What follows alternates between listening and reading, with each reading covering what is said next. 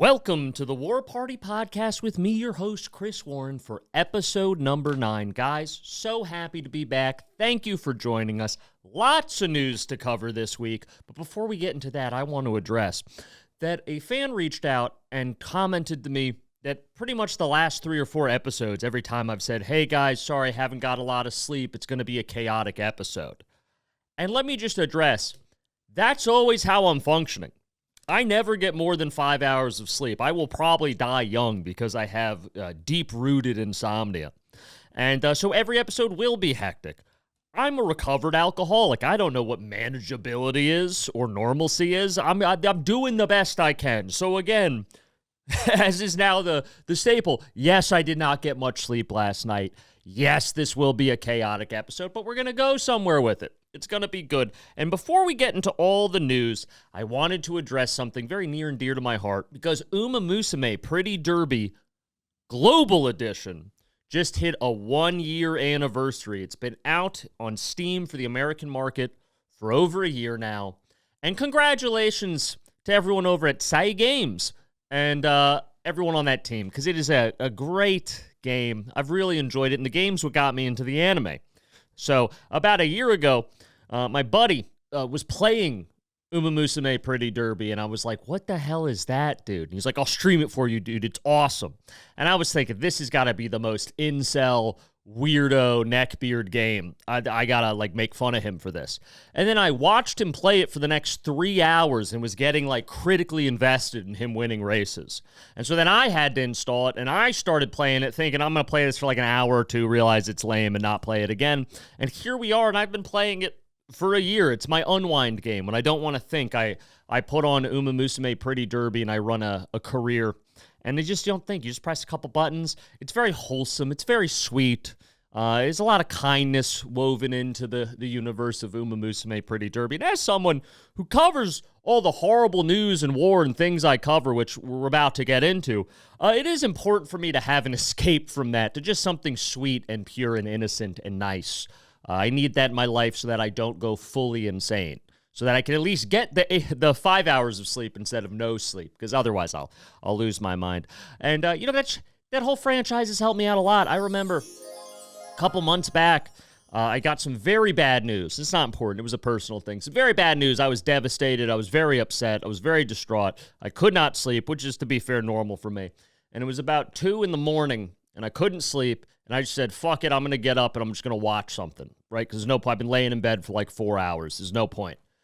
I'm not going to fall asleep. And I went on and on YouTube at the time, they had the entire first, I guess they call it a core, but it's really the first season of Uma Musume Cinderella Grey.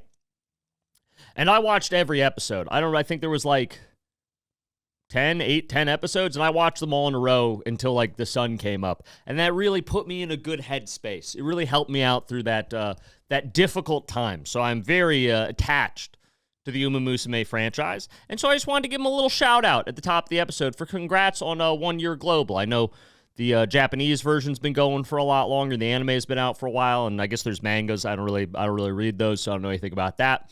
But the game I've been playing, and my experience with Uma Musume, is about a year old now. And it's been a net positive in my life. I've really enjoyed it. It's really been a pleasant experience.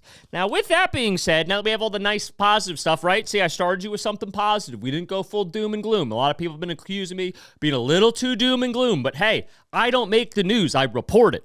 A lot of you may not like my predictions because it's negative for what's going to happen, but sometimes that's what's going to happen, and unfortunately, I am always right. It's truly a curse to be this knowledgeable on geopolitics and to always be right. I don't think a lot of you understand how difficult that can be, because what did I say last episode? I said, last episode, which was recorded on Sunday, a week from when I'm recording this one, also on Sunday, I said oil was going to open up at 115.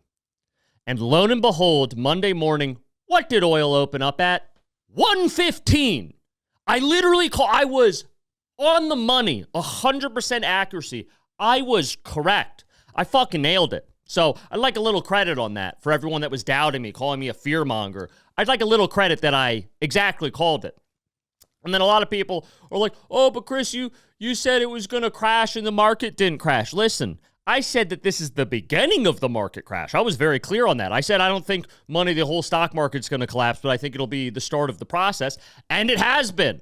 Because for those that don't know economics, it takes a while for the market to actualize, to realize, to adjust to what's going on in the world. So it's kind of like a delayed effect. And I think, late March, we're going to start, maybe even earlier, we're going to start seeing the actual ripple effects of the world economy and the stock market adjust to everything that's been going on with the Iran war that we talked about last week. We don't need to super get into it. All about oil, And also, for anyone that's like, Chris, oil normalized. It went back down to 90 pretty quick. My brother, in February, oil was trading at 60 a barrel. So the normal, because a lot of you only followed oil for like the week around when the Iran war started last week. Listen, so oil normalized back around 90. The previous normal was 50 to 60. That's still a third jump from where it used to be. That's still crazy. Yes, it didn't stay at 115. It did get up to 120 at a certain point. That was a little crazy. But yeah, no, it's still much higher than it used to be. The new normal is way higher. I don't think a lot of people understand that because they were only watching oil for a week. So sorry, that was me yelling at people that aren't in the room. I get a lot of mean DMs and comments, and it's just very gratifying because I can't respond to all of them. I'll go insane. I'll get into arguments with strangers online. I can't do it anymore. I've sworn that off. But it is nice to see that I have been proven correct yet again. And in a week or two, when the market actualizes and realizes, I will be right again. And, I wish I had better news. I wish I had more positive predictions that I could be right about. No one would like that more than me if I had only positive predictions. They all came true and everything was awesome. That would be great. But unfortunately, that's not where we're at, guys. I don't know what to tell you. Going back to the situation in the Middle East, I've been hearing a lot of mixed reports about what's going on in Israel, and it's very hard to get information because for those that don't know, Israel's they're not coming out and saying it, but they're kind of on like a media communication lockdown since the whole situation with Iran started. And I have been seeing so many conflicting reports and rumors that I hesitate to even say anything about any of them, because I have no idea if they're true or not. I can't get a clear answer. So here's what I'll do. I'll let you know all the information that I'm aware of, and whatever you want to make with that, you can. This is not me making a call or telling you how it is. This is just what I've found in my research and talking to people. So one of the things I've heard is that the Iron Dome proved far less effective than it was believed to be or anticipated to be, and that Tel Aviv has been hit way more times than is being reported, and that Tel Aviv is actually kind of in certain places a pile of rubble, and a lot more people have been injured and killed, and a lot more buildings have been destroyed than is maybe initially being reported. And I've seen a couple leaked videos, who knows if they're real, of that devastation, and it does look pretty devastating. But again, I don't know when those videos are from. I don't know who sourced them realistically. AI is getting better and better. That could be a thing. Or Tel Aviv really could be that destroyed. I did reach out to a couple Israelis that I know, and before anyone's like, oh, you're a Mossad asset, I'm Jewish. Of course I know some Israelis. Okay, some stereotypes are true. We kind of all do know each other a little bit. I'm not going to I'll give you that one. That's my gift to you guys. You can have that.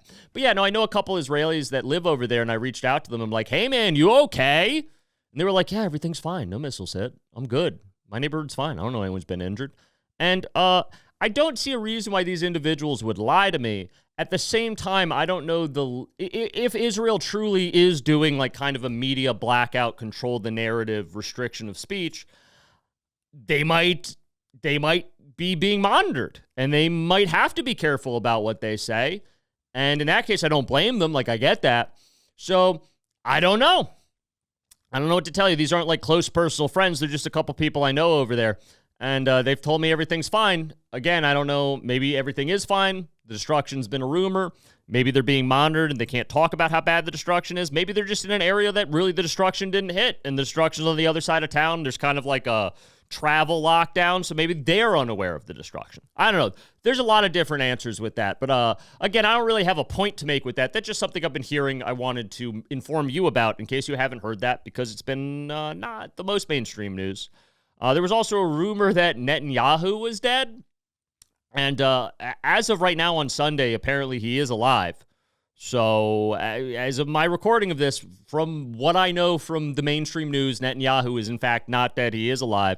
I've also heard that Ben-Gvir, basically Israel's version of Dick Cheney, not nearly as cool. Dick Cheney's the GOAT. It's kind of insulting to Dick Cheney to even compare them. But just to give you an idea of like the place he holds in Israeli society as like kind of like a warmongering, like powerful presence. Apparently he got injured in an airstrike and is in critical condition. Again, I've seen conflicting reports, so I don't know how substantiated that is. Maybe he is, maybe he isn't, maybe he's already dead, maybe he didn't even get hit by a missile. I don't know. These are the rumors I've heard. This is kind of like the gray area rumor section of the podcast, so I apologize that I don't have more concrete answers for you.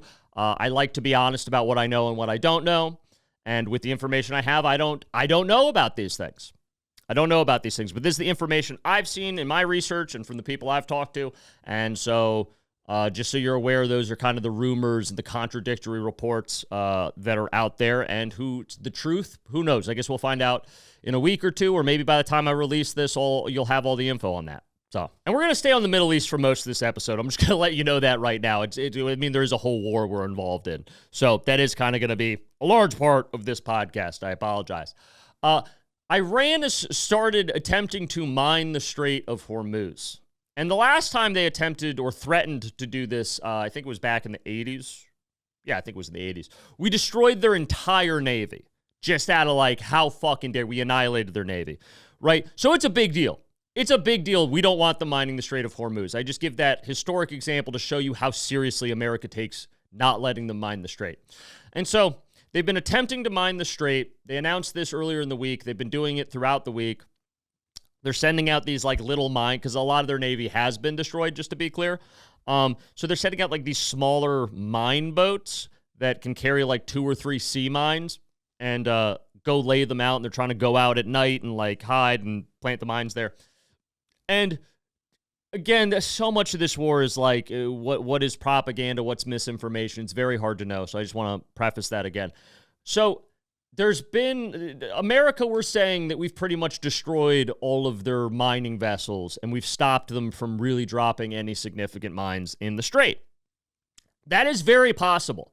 I will say that is very believable. That is very possible. That may, in fact, be the case that we've done that. Our Navy is like so far and away above any fighting force on the planet. They're basically like the Empire from fucking Star Wars. They just come in with a Death Star, aka the Gerald Ford, And so it is believable that they might have stopped the Iranians from like mining anything or almost nothing. It's also possible that the Iranians did slip a few mines in there and America's trying to save face, and we don't want to admit to that because that would make tension in the strait much worse and hurt our economy even more. And because we want to open the strait. We want to keep the strait open. That's a lot of what Trump has done and the American administration has done. We saw that last week where we talked about them picking up the insurance bonds for a lot of those ships going through, guaranteeing safe passage with U.S. naval escorts through the strait. We very much, for our economy, need the strait to be open, as does really the rest of the world, which we'll get into in a little bit. It's not just an American problem. And if it comes out that the Iranians have successfully mined any portion of the strait with any real density, that's going to really cut down on boats that are willing to go through the strait, and it might halt the strait even longer, because then even if Iran surrenders tomorrow or the conflict stops tomorrow, we still have to go in there, find all those mines, deactivate them, get rid of them, and that's going to take way more time, because then you're doing like ordnance deactivation. That's a whole special skill set, a whole special team you got to put out there, and that's going to delay the Strait of Hormuz opening by days or weeks, which in this situation is a big deal. Like days or weeks of worldwide oil supply being held up is a massive deal. So if they have, in fact, mined the strait, we're kind of fucked. I'm going to be honest. I really hope we took out all those boats and the reports are true and it's not just propaganda. I really hope that. I have no way of knowing. I'm not out on the strait. Who knows? We'll see. But hopefully we did stop all those mines, because that would really delay the recovery on this whole global economy thing. With that in mind, Trump has been calling for other European allies and NATO allies and kind of really everyone in the world to make a joint naval fleet. kind of like taking all the navies of the world and turning them into a Voltron or like a Cross-Effer episode. He's basically trying to do the Avengers, where you get everyone's most powerful like naval asset from around the world, like China and America and Italy and France, and like we all come together and just run ships through the Strait of Hormuz. The problem with that, Trump, is that we're already the strongest navy in the world by like a large margin. Like we could 1v1 all the naval assets of the rest of the world combined versus our navy. Truly. And anyone who's saying I'm being hyperbolic about that, you don't know enough about naval logistics, American war doctrine, and the numbers of what we have of certain things and what other people have of certain things. I'm not going to, they would take a whole episode. Maybe we'll do an episode where I talk about my love for the U.S. Navy, and I'll wax poetic about them for 3 hours, and we'll go over all the stats and details. Actually, that'd be a fun episode in the future. But, like, our Navy is so powerful that if we can't control the flow of trade in and out of the strait with our military assets, then Italy sending, like, their fucking helicopter carrier is not going to make a difference. China sending its bullshit aircraft carrier that used to be a casino boat that they converted is not going to make a difference. Like, the rest of the world sending shit is going to add like 4% to our power ranking. We already have the maximum power you could really have in the Strait of Hormuz. And if that is not stopping what's going on with trade being held up, and that's not getting the flow back to where it should be, then honestly, and unfortunately, I hate to say this, I don't think anything will, except for like a full capitulation and cooperation from Iran. Other than that, like if they're causing us problems now, calling in like the French isn't gonna change that. So I think this is a little bit grandstandy of Trump, and politically, it's actually kind of somewhat of a smart move, of if you can be like, guys, let's all get together as a world. The Strait of Hormuz closing's affecting everyone. It's affecting oil prices. It's hurting all our economies. Let's come together and let's unite, and we'll fix this problem. If we get everyone's navies over there. And then, of course, everyone's going to go, no thanks, because they know what I know, and they know that's not going to do anything, and why would they waste their resources? I love America, right? But, like, we did kind of do this to ourselves, so, like, it's kind of not Italy's job to bail us out. And so they're going to say no, and then Trump can be like, oh, well, I'm trying. I can't do a good Trump impression. I'm trying to open the strait. The strait needs to be open. I asked these Europeans, I say, hey, come over here, help me open the strait, please help me. And they didn't want to help, but now it's my fault. Now I'm the bad guy. America's carrying the burden. We're doing all the work. And so I think that's how he'll probably try to spin it in a week or two when it comes back that, like, pretty much everyone said no. That it's like, oh, well, I'm trying to fix the problem. No one wants to help me. Okay, I guess. And he can't play the victim. So not a bad political move, but it just logistically makes no sense how getting more naval assets in the area would fix anything when we already have so many powerful naval assets there that doesn't seem to be fixing it, right? So, I mean, I guess you could argue the more ships you have, the more ships you have to escort oil tankers through there, and that's kind of fair, but I don't think it fixes the inherent kind of like foundational problem of the strait being an active combat zone, which is really the issue.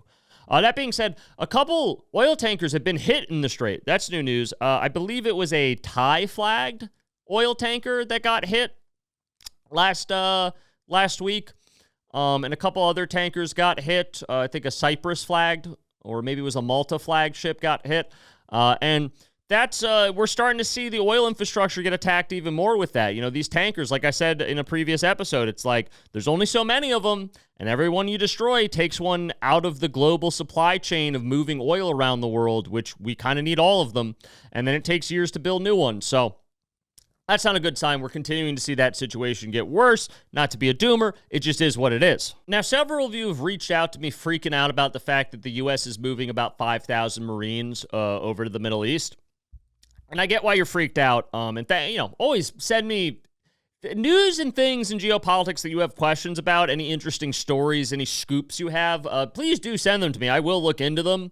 I'm happy to answer questions when I can. And, honestly, in the past, some of you guys have put me on to some, like, very interesting stories that maybe I otherwise wouldn't have been aware of. So thank you for that. So keep doing that. But This one was about we moved 5,000 U.S. Marines over to the Middle East, and a lot of people I've talked to are freaking out. Oh my God, we're getting ready for a land invasion of Iran. Oh my God. Guys, calm down. 5,000 Marines is not what we'd be sending over there if we were going in boots on the ground. I love the Marines. Huge fan. I have several friends in the Marines. They're a very effective combat force, maybe one of the best in the world. All right, I would put our Marines up against any foreign nation's whatever military regiment you want to put against them. I think the Marines win hands down. If it's a fair fight, the Marines win every time. And, while I do think probably 5,000 Marines are realistically worth like 20, 30,000 Iranian soldiers. Like I do, maybe I'm delusional patriot American. I do think 5,000 Marines could take on like 30,000 Iranian troops and win that battle. That being said, 5,000 is not going to take over Iran. If we were going to actually put boots on the ground, you would be seeing the movement of like 100,000 troops. And not just from the Marines, but from the Army. And you'd be seeing special forces moved over there. Although, to be fair, they don't really talk about when and where they're moving special forces. So they might already be there and we don't know, just in full fairness. But yeah, I don't think the Marines are going to do that. I also saw the theory that, and I wrote it down because I mispronounce this name every time, so forgive me, that these Marines are going to be put there for Bandar Abbas. Bandar Abbas, that's how you say it.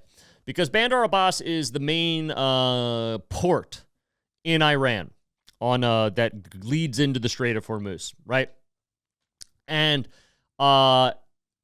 someone made the argument that maybe we're putting the 5,000 there because the 5,000 Marines couldn't take all of Iran, but maybe they could take that port. Maybe they could take Bandar.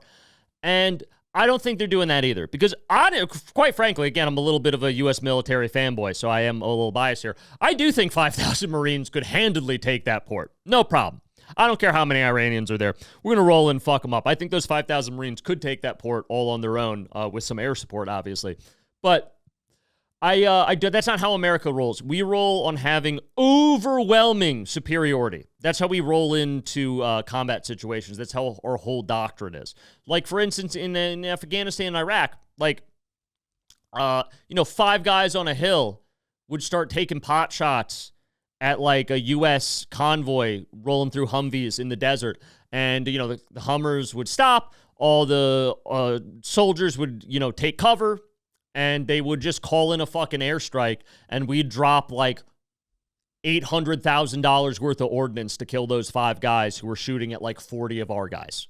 Like, we don't fuck around. We don't play fair. That's why America wins. We don't play fair. Like, we will bring a bazooka to a fist fight, and that's what we do. So I think knowing that about American military, and it's awesome that we do that, by the way. I love that. It's awesome, and it does save a lot of American lives, Because, while those 40 guys could probably, could easily take the 5 guys on the hill, they're going to take some casualties assaulting, a fortified position that has the high ground. So it's better to just drop ordnance on them, kill them all, don't lose a single soldier, hopefully. But, like, we wouldn't be rolling into that port with 5,000 Marines and some air support. We would be putting, like, 20, 30,000 guys on that with overwhelming air support and fire superiority. Like, we would roll in there and in the matter of like a half hour, kill every Iranian soldier in that place. We do not fuck around. So the 5,000 Marines, although they could take that port, I believe they could. I don't think that's what they're there for. We move troops all around the world all the time. It's not irrational that we would move more troops to a place where it's an active war zone. That makes sense, just to have in case, who knows. So I think it's just normal troop movements. Maybe it's a little like safeguard against issues in the region, put some more men on there. Who knows what they're going to be assigned to. But yeah, I don't think we're going to take the port of, I keep forgetting the name. I'm so bad at these Farsi names. Bandar Abbas. I don't think we're going to use those 5,000 Marines to take Bandar Abbas. I don't think we're going to take Bandar Abbas. Although there is an argument that if you took Bandar Abbas, that would put enough pressure on Iran that they might capitulate, although we've been saying that about everything we've been doing to them. We've been fucking rolling these guys. We've killed like all their ayatollahs, all their high command. We've taken out all their major heavy weapon systems and military assets and all their air force and their navy, and they're still fighting. So yeah, maybe if we took Bandar Abbas, it would definitely put more pressure on them. Would it be the thing that makes them surrender? I don't know, because, like, if what we've been doing so far is any indicator, they might just say fuck it and keep going. So I'm not sure it's going to be worth doing that, because then also once you do that, you have American troops on the ground. Someone will, we will take casualties in that battle, and then, once American troops have died on Iran soil, then you kind of got to, like, go all in historically and do a full invasion. I just don't think anyone wants to risk that at this moment, although we've made some wild moves in the last couple weeks, so I wouldn't put it past them.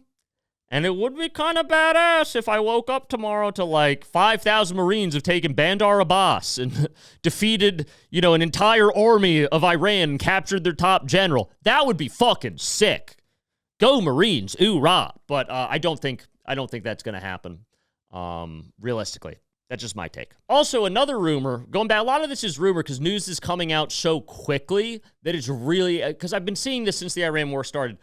News will come out, then a counter story will come out, then another story will come out that'll say, like, both of them aren't real and they're both rumors, then a whole third explanation will come, and you don't know for, like, a week until, like, the final tally's been taken. But I've heard, and this one's pretty reliable, I think this is true, that the new Ayatollah, who is Khomeini, the original Ayatollah, like 3 Ayatollahs ago, his son is now the Shah, not the Shah of Iran. We would love to have the Shah back, but the Ayatollah. And apparently he's been hitting an airstrike, and, like, he is gravely injured. I think Pete Hegseth literally got on TV and said he is severely disfigured, which kind of rude. You didn't need to say that. But yeah, I think he, like, lost a leg or something. Like, he got fucked up bad by an airstrike. So not a good day to be an Ayatollah. If we keep going through Ayatollahs, dude, I think we're on our 3rd one right now. And depending how serious his injuries are and how accurate the reports of him being gravely injured are, we might be onto a 4th one here soon. Like, at a certain point, they're going to run, and, like, most of the Iranian high command's been taken out, so there's not exactly a deep bench to be pulling these guys from to be Ayatollah. So at a certain point, I think you're just going to end up with, like, some mid-level municipality guy in the Iranian government, like the head of transportation in Tehran.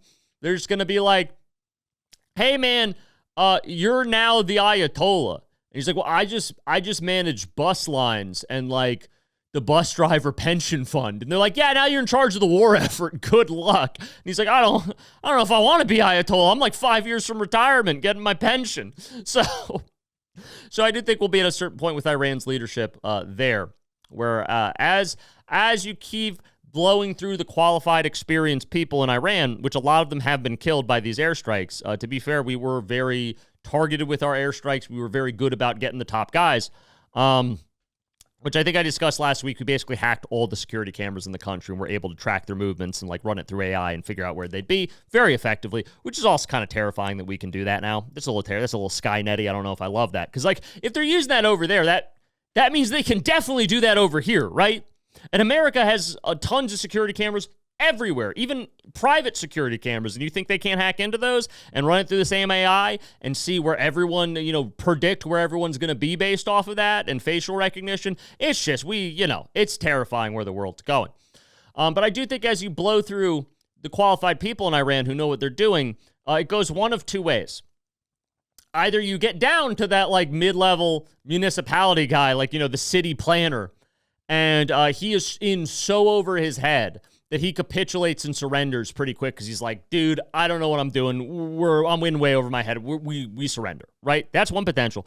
Or you go down to the real ideologues, the people that really believe in the cause of Iran and, like, an Islamic State in Iran and, that Ayatollah religious regime, and they might not care how bad the situation is. You might have the inverse where you get the people that are really willing to fight to the death and don't care about anything else because they weren't the qualified people that were actually running the country. They've just been on ideology the whole time. So we'll see which way it goes. We'll see if the new Ayatollah survives his injuries, or if he's passed away, or if he has to, like, or if he's been hit at all. I don't know. Maybe that's a false information. We'll find out soon enough. And with oil prices being all over the place, I think today, as I looked, they're sitting around $90, which again is so much higher than they were a couple months ago at 60. So anyone saying that the market is normalized at 90, you're out of your fucking mind. It was 60 a little bit ago, and I've been seeing my gas prices are up almost $1 a gallon now. There's almost 25% higher than it was a couple weeks ago. So just me personally, that's fucking me over. I don't like that. But the International Energy Agency, I believe it's called, the IEA, is basically, how do I put it? It's like a UN, essentially, for oil and energy needs around the world. It's kind of like a bullshit organization that never really does anything, but right now they're super relevant because oil's crashing the world economy due to this whole Iran situation. And they got a ton of countries, like a bunch of them, to all agree to release record numbers of their oil reserves. And I think the term oil reserve gets thrown around a lot, and I think a lot of people might not be aware of what that is. And if you are, I apologize for telling you information you already know, but I just want to be clear because it's important to what we're about to talk to. A nation's oil reserve is basically them keeping large amounts of oil for an emergency. It's like a savings account of oil. So if there's an emergency, if there's a disruption in the supply of oil, or something happens in your country where you need a lot more of it randomly, you have these reserves to pull in and to subsidize, the oil market, right? It's a smart thing. Pretty much every country has these, and different countries have larger or smaller amounts. America has about 400 million barrels, I believe. Last I checked, somewhere around there is the estimate. And that sounds like a lot, and it is. The problem is the American oil consumption the way it is, if we were to change nothing about our economy, 400 million barrels, if we didn't import any oil or produce any more oil, if we were just going off our reserves, that's only 20 days worth of running the country on oil, essentially. Now, don't worry, I'm not trying to be dramatic because it's not that bad. We're still importing a ton of oil. I mean, yes, it's been affected by the Strait of Hormuz situation. We're still getting a lot of oil. We still produce a decent amount of oil here. So we're fine. The reserves are going to last a lot longer because it's not replacing the whole need for the country's oil. It's subsidizing the percentage that we've lost out on. And that's what it's meant for, is to subsidize whatever you've lost. We'll make up for that with this, and that'll buy us some time till things normalize. The thing that's weird about this is, like, America has done this in the past, like with the Ukraine war. When that started, we released a lot of our oil reserves to kind of get ready for that situation. But I've never, at least in my lifetime, and someone can correct me if you know more about this, I have not seen all of these countries all at the same time for the same problem release their oil reserves in record numbers. So it's not just America that's releasing its oil reserves in record numbers. It's Saudi Arabia. It's all these other countries are also doing the same thing all at once.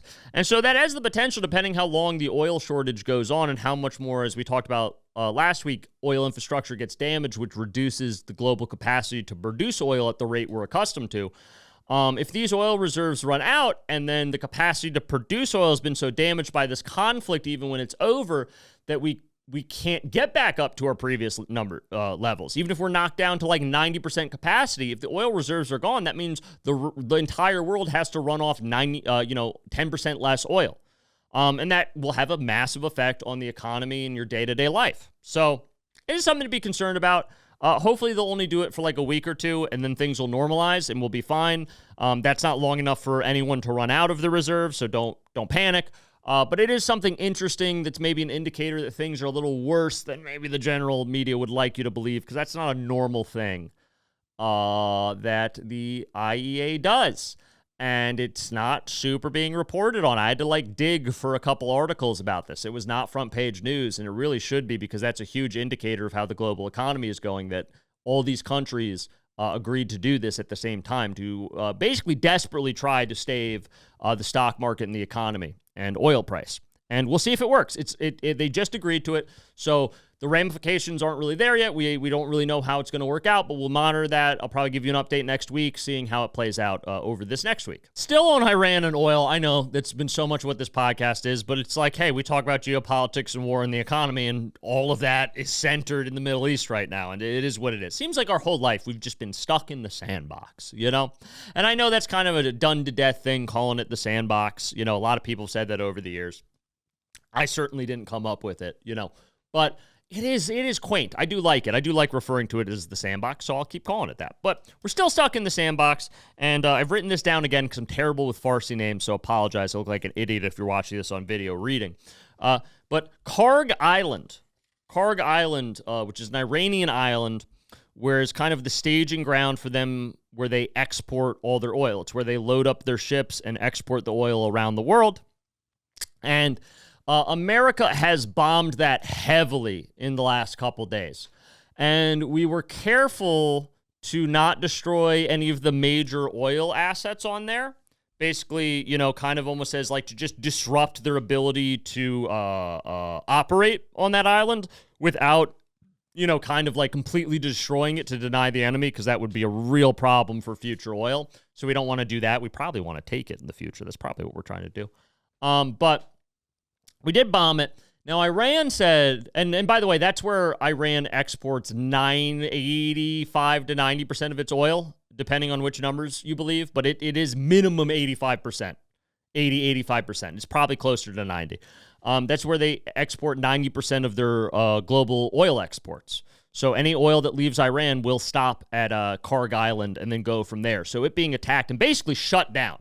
You know, because again, we didn't destroy the infrastructure because we probably want to take it over in the future and control it. But we did stop them from operating there. So that's completely stopped pretty much all Iranian exports, which, you know, had already been affected by this whole situation. But that's just another nail in the coffin. And Iran's kind of famous for saying, hey, if you ever attack this island, we'll destroy all the oil infrastructure in all these Gulf countries that America's allied with. And they haven't just yet. To be fair, it's only been a couple, like a day or two since this happened. So they may, in fact, do that. Now, if Iran doesn't do that, that means that Iran probably doesn't have the capacity to do that anymore, because that is kind of their hard line in the sand. So in the next few days, they might attack like all the UAE and Kuwait and Iraq and Saudi Arabia's oil infrastructure and all those places as a retaliation. If they don't, my money would be on the fact that they have kind of blown through more of their ordnance than they would like us to believe, and that they don't have the capacity to destroy all these facilities, or that in their current situation, they have to save those ordnance for other operations because they might be in fear that the war goes on longer and they need to not be, they can't blow their load, so to speak, over Karg Island. And so we'll see how that progresses throughout the next week. I apologize. A lot of this is like, well, this thing happened. Who knows what will happen with it? We'll see. But that's the fog of war. That's where we're at. And I don't want to lie to you or like make shit up or make wild predictions. I'm just telling you the news and what it is. And that, unfortunately, this week, a lot of the stuff, it remains to be seen, could go either way. So that's my prediction. It'll go one of the two ways. They'll either blow up all that oil infrastructure and fulfill their claim or their threat, or they won't blow up that oil infrastructure, and it's because they either don't have the ordnance or otherwise can't blow up that oil infrastructure. And that'll be interesting to see. If they don't, it really puts them in a very weakened position. It kind of like allows us to see blood, smell blood in the water a little bit. If they don't do that, that means they're much weaker than perhaps we thought. So with that island, though, with Karg Island, that is where all the oil they send to China comes from. And now we're going a little bit to the east, to Asia, because it's all connected. So China imports, I believe, 70% of its oil. It only produces about 30% domestically. And basically, to some credit, we've done a great job of kind of hurting them on their oil production, right? Because we were talking about energy independence way back in the beginning of this podcast with Venezuela. And China got 2% of its total oil from Venezuela. So not a lot, but as I talked about that, they were gearing up to have Venezuela be a larger exporter of oil to them. That's why we had to shut Venezuela down, so they couldn't build up past 2%. And the reason they wanted to do that is so they weren't reliant on the Middle East, places like Iran, who I believe gives them about 8% of their total oil. which they now can't realistically get any of after the initial situation in the Hormuz Strait. And now, especially with Karg Island being out of commission right now, they're getting zero of their oil from there. So between the 8% in Iran and the 2% in Venezuela, they're, and this is all from last year's numbers, 2025, how much they brought in. China's down 10% total oil, not just imports, total oil. They're down to 90% capacity with Iran and Venezuela out of the situation, courtesy of the red, white, and blue.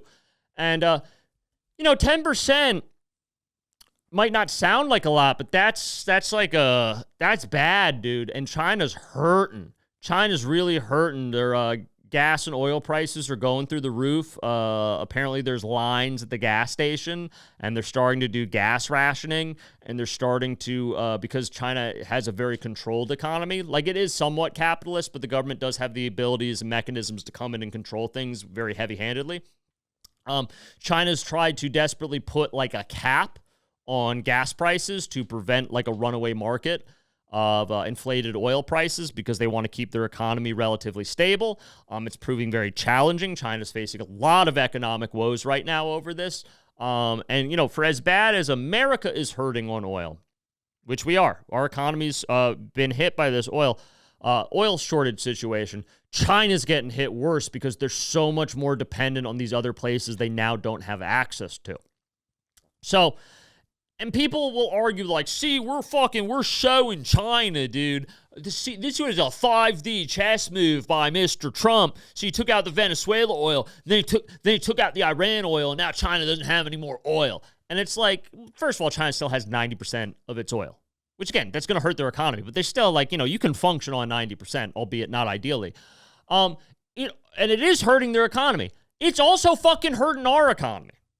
So it's like, it kind of feels like we shot ourselves in the foot to then also shoot China in the foot. It's like, yeah, we hurt China, but we also, like, critically injured ourselves. I'm not sure in the long run how beneficial this will be. And, you're really going to have to see it play out in the long run, which economy holds out. But, like, we're basically playing economic chicken to see who has a financial crash first. Will it be us or China?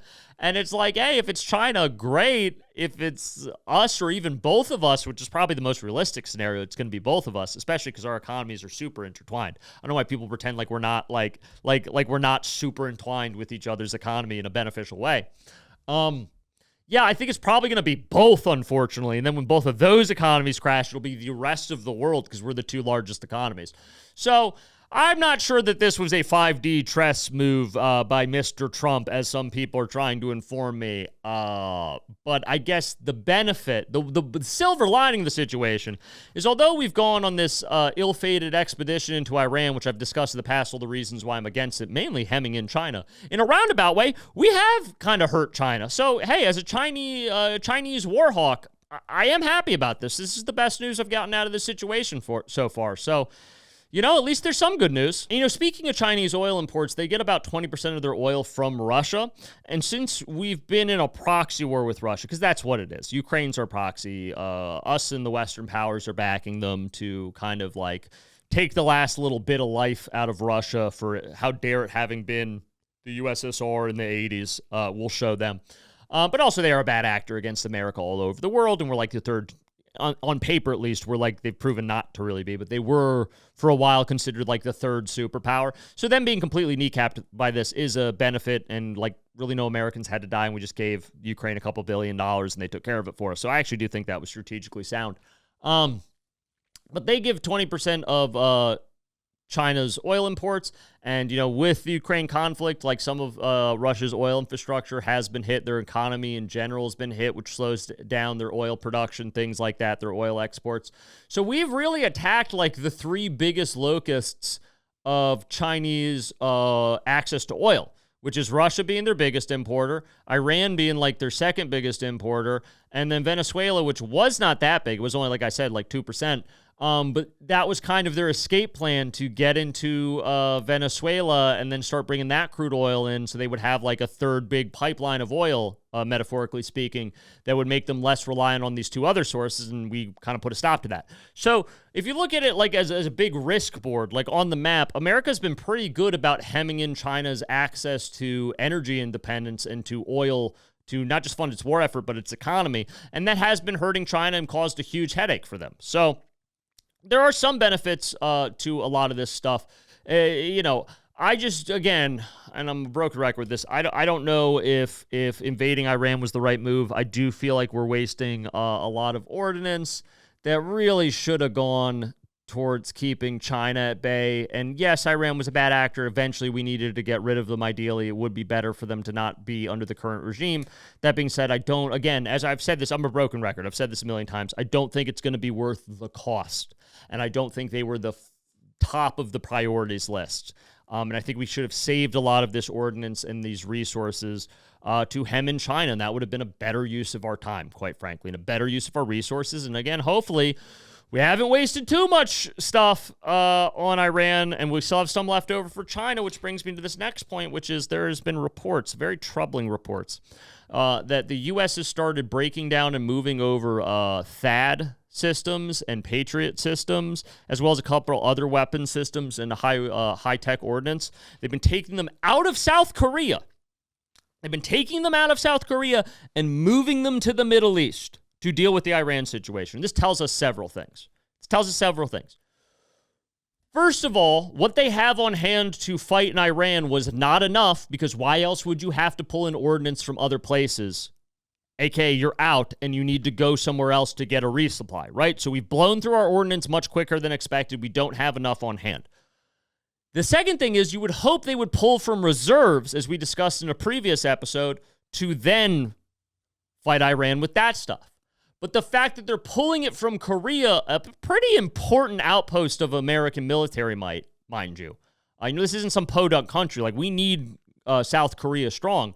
The fact that we're pulling shit out of there to put in the Middle East means, A, we're out of supplies in the Middle East. B, we don't have an on-hand reserve to pull from. So then we have to pull from our other outposts like Korea. So that's really bad. So remember when I was talking about, I think it was last episode or the episode before, about the 30, 60, 90 day? We might be on a much shorter timeline. We might have blown through all that shit way quicker than 90 days. And we might be moving stuff over from the rest of the empire to fight in Iran and weakening our position in Asia and our essentially colony, South Korea, who's on the doorstep of China and its proxy, North Korea. And we're taking ordnance and security away from them to fight in Iran. Not a good look. Very troubling. I don't love it. And it's giving me heart palpitations, and I'm very sad. I'm very upset. That is not a good sign. That's not a good sign. As we've talked about, I want the seawall, the Great Seawall of China. Korea is a massively important part of that, and if you start taking resources away from it to go fight in the fucking sandbox, you're weakening the seawall, you're weakening our position in Asia, and for how much oil you might deny China by fucking up Iran, that doesn't really make up for the fact that we're now also weakened in Asia. That's just my take on it, though. So I don't love that. I'm praying for Indo-Pacific Command. I'm a huge Indo-Pacific Command advocate. For those that don't know, the globe is broken up into several spheres of command when it comes to the U.S. military, and Indo-Pacific Command is the one that controls, East Asia.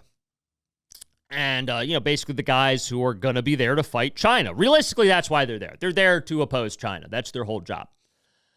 And we have routinely taken away ordnance and military assets and weapon systems and funding from Indo-Pacific Command, who is ramped up to fight our greatest threat, our greatest enemy, China.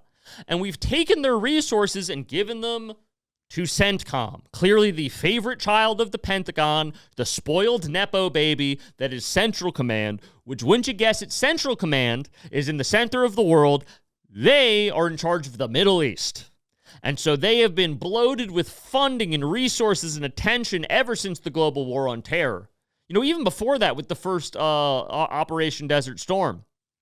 They have been the crown jewel of the Pentagon and pretty much every administration just dumps money and resources in there. And like when we bombed Iran's nuclear program a while ago, we moved a bunch of B-2s away from Indo-Pacific Command, and we moved them over to Diego Garcia to then assist CENTCOM. Now we're moving THAAD and Patriot systems away from Indopacom Command, away from South Korea into the Middle East. And so just this constant siphoning of resources and attention and like materials from Indo-Pacific Command, the command we have to fight our largest enemy, to basically bomb fucking rock farmers in Iran to prove like some point, and then have people tell me that in this roundabout way it actually hurts China more because we're fucking up their oil supply, which like, yeah, again, it does hurt China, but I don't think it's not worth it. Like, I'm flabbergasted. Someone get me a line to the Pentagon, because someone there needs to explain to me why it makes sense, and maybe there's something I'm missing, or they need to explain why they keep fucking up. So pray for General Sam, who is in charge of Indo-Pacific Command. That man is on a ventilator right now, metaphorically. He is fighting for his life, trying to keep Indo-Pacific Command together. They just keep taking his toys, dude. It's so fucked. It's so bad. Oh, my God.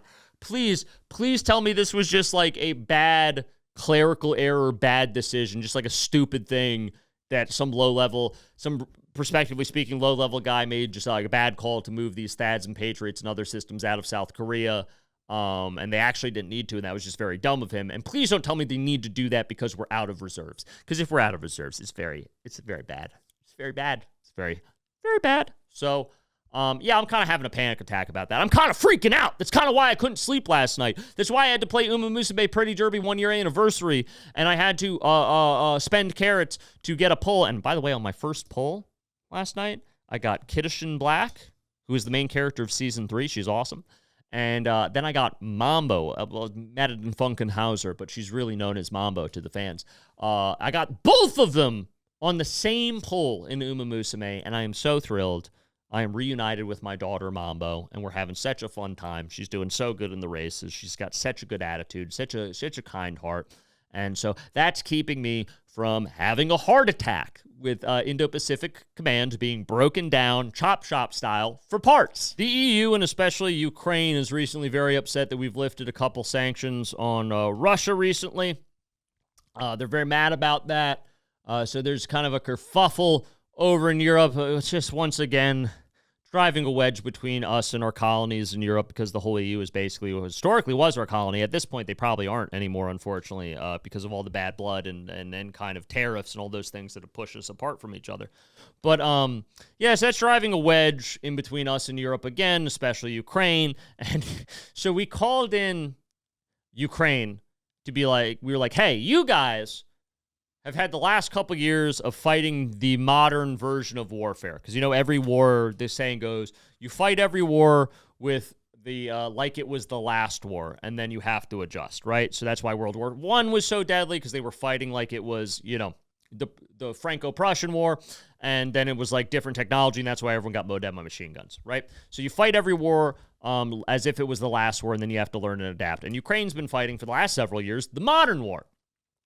Using all these drones and trenches, all these different tactics. So the U.S. Approached them and was like, hey, you guys have been fighting the modern war. We're at war right now. Could you give us some help figuring out how to deal with drones?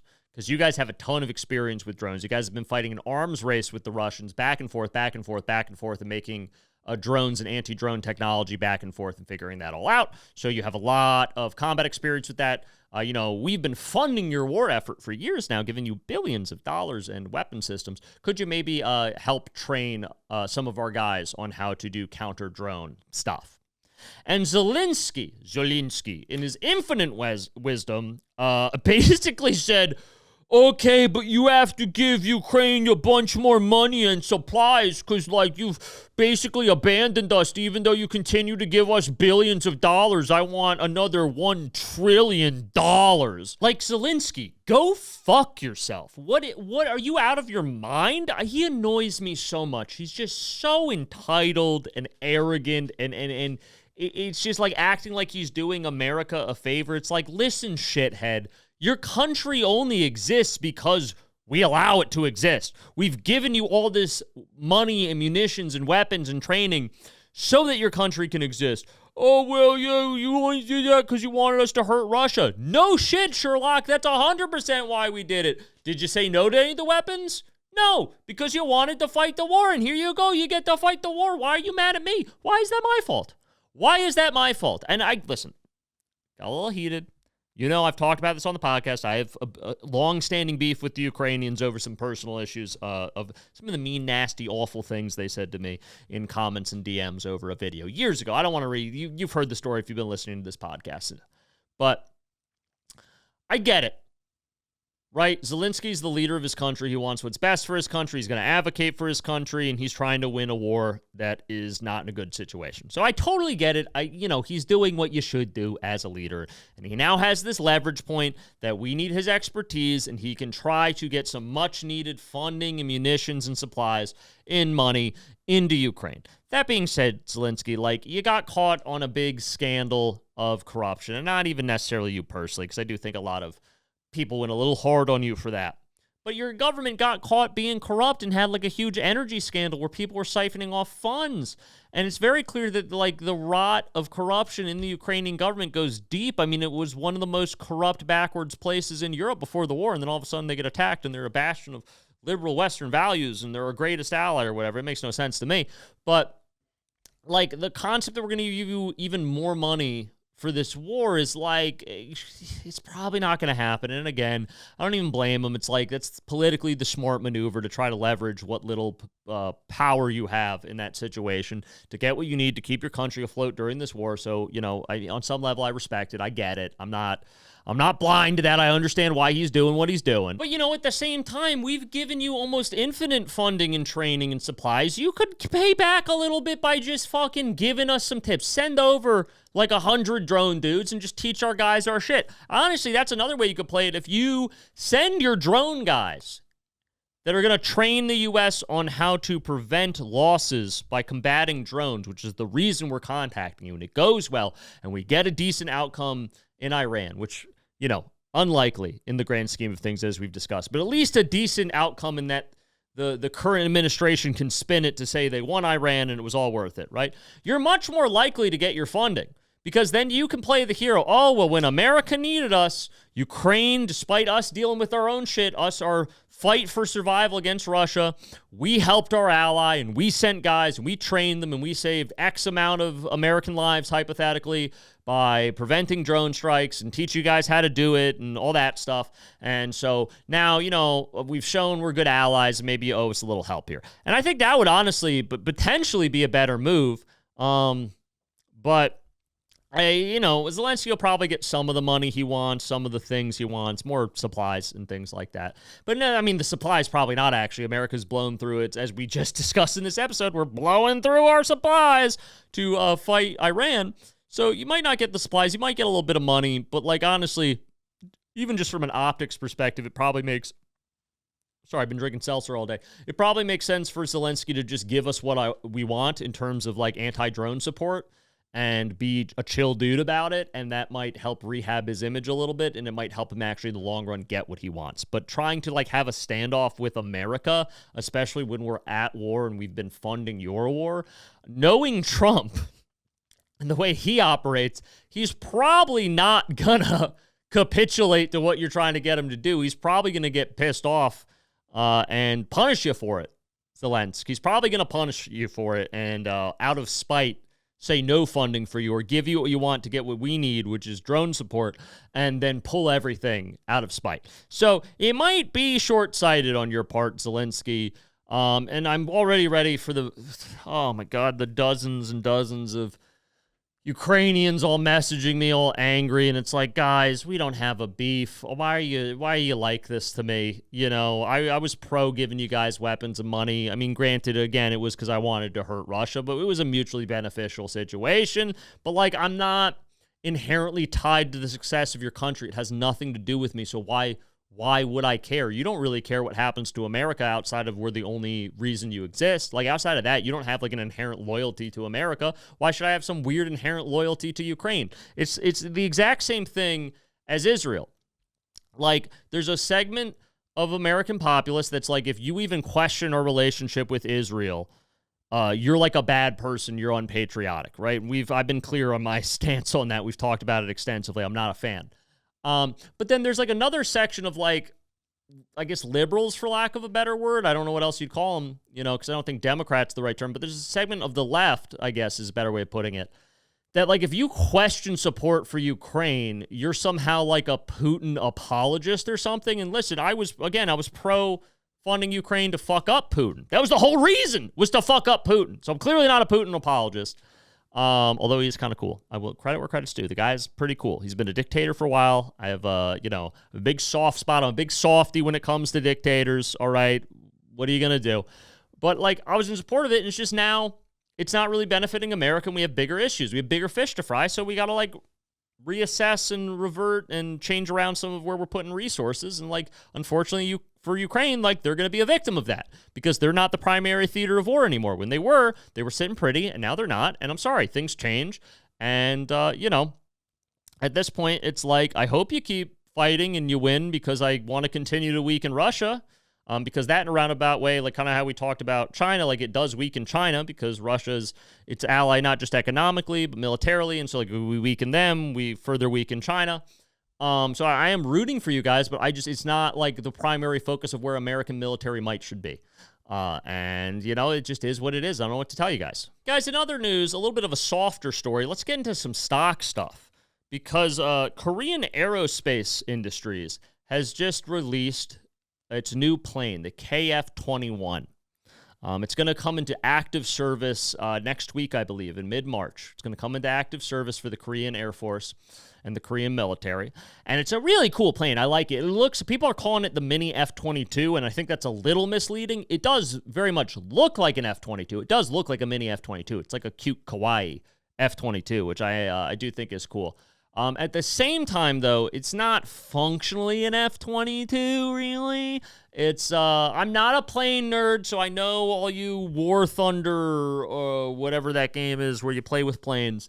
You're going to get mad at me because you say I'm wrong, but to me, from all the specs I'm looking at and everything, and again, I'm not an aviation expert, but from what I'm looking at, it does kind of seem to function more like an F-16. Does seem to function a little bit more like an F-16, which is still cool. I love the F-16, and it's cool that the F-16 got like a Korean facelift, and it gets to be in the skies a little longer, looking like a little mini F-22. I like the KF-21. It's a cool plane. I'm excited to see what it does. That being said, again, before we get into this is all comedy. I'm a comedian. I'm not a licensed fiduciary. I have no certifications or anything of that nature. And everything I'm about to say is a comedy bit for the sake of entertainment and comedy. And whatever you do with this information is up to you. It is not advice. It is comedy. With that being said, Korean Aerospace has publicly traded stock. And since they're the ones that make the KF-21 and all the training exercises and tests and lead up to this, it seems to be a very capable, good plane that's going to fulfill a lot of the needs of the Korean military. And they'll probably start rolling out more and more of them into service, especially as we discussed with like America pulling Thads and Patriots out of South Korea. Korea might feel a little bit more inclined to invest in their own defense and start ramping that up. And I think that Korean Aerospace is going to be a part of that. So, and especially with the expansion of their air power with the KF-21 as like a kind of relatively cheap new little plane that's pretty cool. And with that in mind, I could potentially in the next 6 months to a year, 2 years, see their stock slowly, not like a huge jump, but slowly rise up a couple points. And that could be an easy gain of percentage if one were hypothetically, as a joke, to invest in it and hold for a while.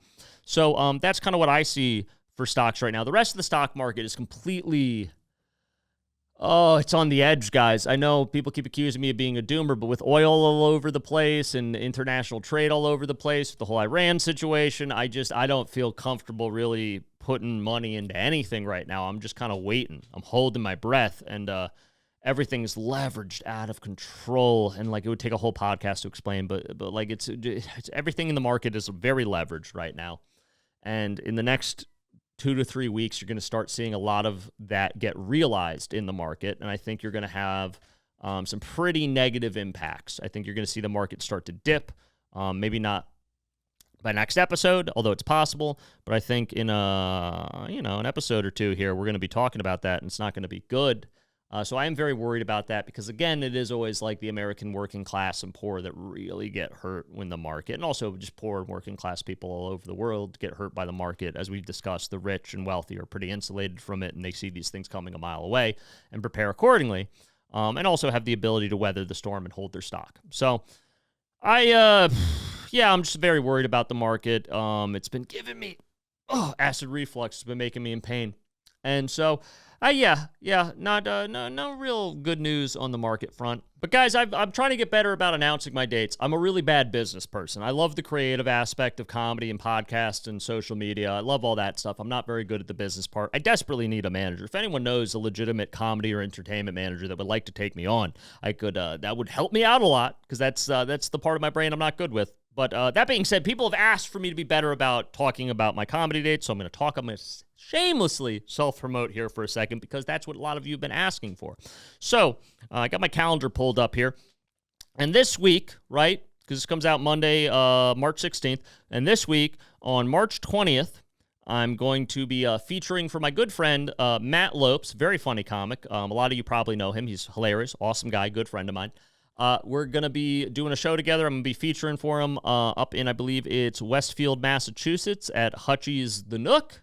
So I'll be doing a decent amount of time there, like 20, 30 minutes. That'll be fun. Come out, come see that. Come see Matt. He's hilarious. We'll have fun. We'll talk to you after the show. It'll be a good hang.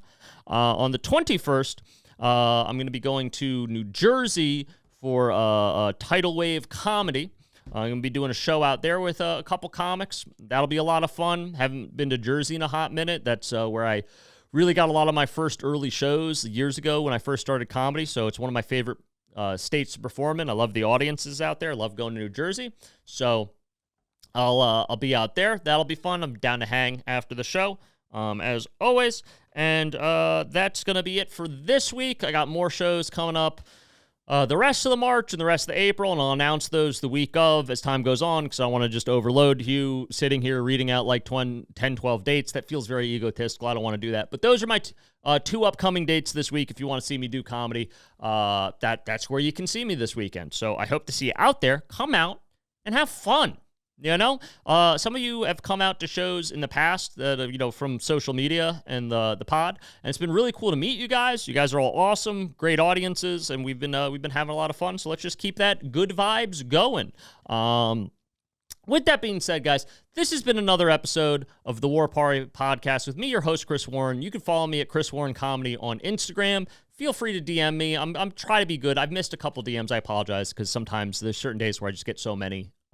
But I try to respond to all of them as best I can within my ability. And if you have any comments, questions, concerns, please let me know in the comments section, or you can DM me. Please like, comment, subscribe, share with your friends, all the good stuff. This podcast audience grows every episode. We want it to keep growing. I think this has been a very fun project of mine. I want to keep it going and keep it growing and see where we can go with this. So thank you for all your support. Continue to support. And guys, remember, wherever there's a war, there's also profit.